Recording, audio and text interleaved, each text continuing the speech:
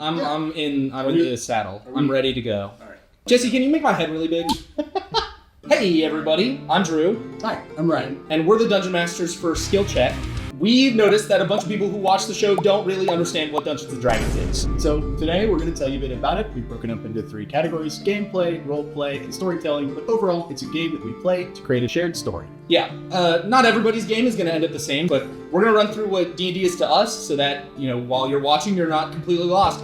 Let's get into it! Like you said.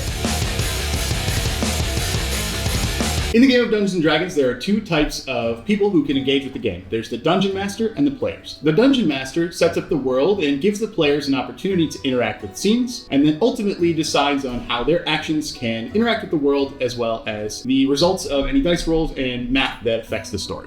And on the other hand, there's the players. The players have the responsibility of making a character, bringing it to the session, and taking the opportunities that are presented by the Dungeon Master in whatever crazy way that they see fit to push the story forward in the direction that they desire. Being a Dungeon Master, one of the most important things is rolling with the punches, and on Skill Check, trust me, you'll see a lot of punches. And here's the thing, when you're playing Dungeons & Dragons, there's this expectation of quality that nobody really needs to meet. You can play however you like, and it all depends on your playgroup. Just talk with them to find out exactly what you guys are hoping to get from the game itself. At the end of the day, it will look kind of like this. The Dungeon Master will set up an opportunity, and the player will take the opportunity to do some action and ruin whatever the Dungeon Master planned to do. Basically, to set a scene, you've come across a large castle at the end of a long battle. You toss aside the large, creaky wooden doors and see the king, covered in blood, at battle with his faithful steed and riding dog beside him. What do? I pet the dog. I pick up the dog. Oh, God. What is your intention, to steal the dog? No. You'll have to wrestle the king. Give me an athletics check. Woo! 7. The king rolled a 5. You've stolen the dog and ruined my day. Let's go! Dog get.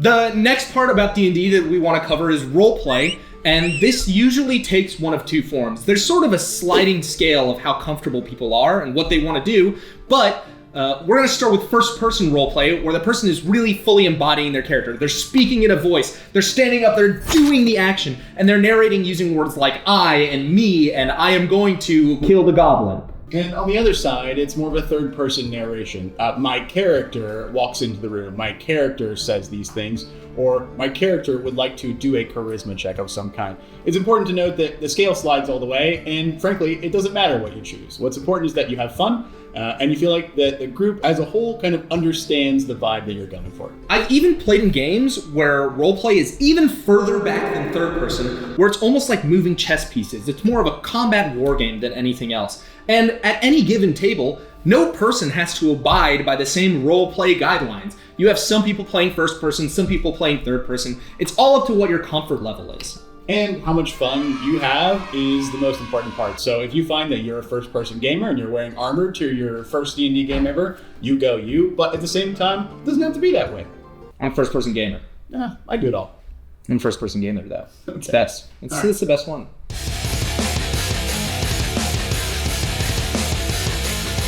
The last main topic we have is story. Dungeons & Dragons, at the end of the day, is a collaborative storytelling experience for me, and I feel like the game and the fun shake out as a result of that. 5 to 10 people, the group size may vary in telling a collective story that wouldn't be possible for only. No. What? Dungeons & Dragons is about control. When you assume the position of Dungeon Master, you become God. You get to decide what happens, who lives and who dies. Nobody gets to tell you what to do anymore. That's wrong. Drew, what? That's for the next video. Oh, this is the story part. This is the story part.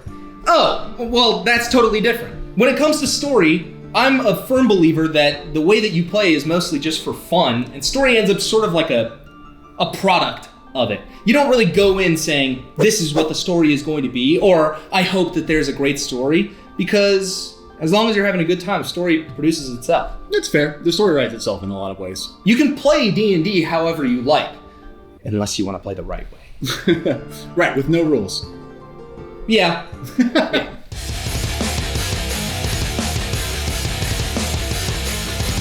So at this point, a lot of people might be wondering, we fully explained what is D&D. Now why would you play it? Well, because it's fun. It's a good time. It's gaming. If you've ever played Minecraft or Skyrim or any other video game, Tetris, fuck it. You know why you play D&D. It's because it's a good time. But moreover, there's no limitations. There's no computer to keep you in the bounds of the rules of your imagination. And at the end of the day, it is what you make of it. There are plenty of ways to keep it on the rails, but also plenty of ways to challenge your imagination in ways that are not possible in other media or fiction. Yeah, I mean, there doesn't really exist another multiplayer game that is as many players as you have friends and has only as many rules as you decide. So it's pretty much always going to be a good time as long as you and your friends are communicating and having some sort of semblance of mutual respect. And imagination. That's a big part of it, but yeah. But not required, I would say. Yeah. Play the game. You'll figure it out. It's something that's life-changing, and it changed our lives, and I don't think that it's out of the realm of possibility that it can do that for everybody. It's just taking the step. And it's the easiest game in the world. Yeah. Well, some people think that it's hard, but we know the secret. It's not. It's easy. Pretty much. And we'll tell you about that another time. We're going to cover how easy it is. It's the easiest game in the world. See ya.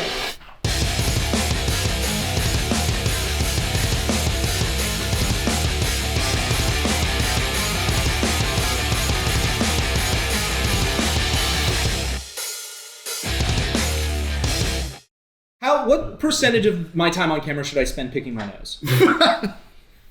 Is there a ratio that I should be abiding by? Jesse, you can edit that at the end of the video.